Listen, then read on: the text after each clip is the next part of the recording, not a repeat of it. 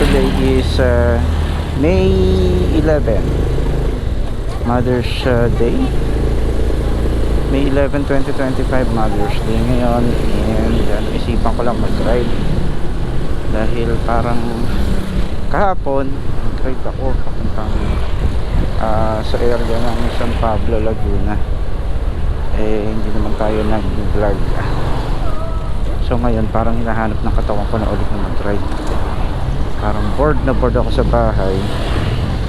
And parang nananakit yung mga kaso-kasuhan ko. Pero for some reason pag ako'y nagra-ride, parang hindi ko siya nararamdaman. So ayun lang. Hindi ko alam kung saan ako pupunta basta ako nagra-ride lang. So dala pa rin natin si X-Scarlett. X-Scarlett who just hit 14,000 kilometers. So yung kilometrahe ng Scarlett ngayon is 14,006 kilometers. And so far so good. Okay pa naman yung performance niya. Medyo mas lumakas lang ng konti. Panayad na bayan at panayan. And of course yung shock pala nito ay pinalitan na natin because for some reason nasira yung shock, no? So hindi ko pwedeng papalitan. Yung pinalit natin dito ay Lazada shock lang. Yes, nabili ko ng for less than 800 pesos yung shock na pinalit natin dito.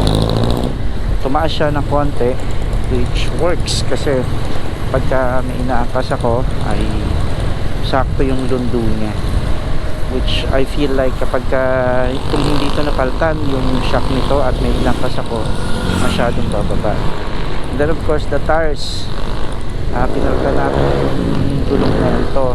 So nilakihan natin yung stock kasi nito ay 70-80 sa harapan and 80-80 sa likuran. So ginawa kong 80-90 sa harapan, 80-80 sa harapan and 90-80 sa likuran. And ginawa ko na ring dual sport tire nito. So far so good pa rin. Alright, and nandito tayo ngayon sa area ng Molino. So tomorrow is election, so we're anticipating na maraming checkpoint ngayon because election, no? Pero dito sa area ng Bacoor wala namang kalaban dito sa local election. Isa lang ang kandidato, isa lang yung for mayor down to councilors. Alright, so happy Mother's Day po ulit sa mga nanay. Hindi ko pa alam kung saan ako pupunta. Alright, samahan niyo lang ako in this episode of Ride Straight Pa.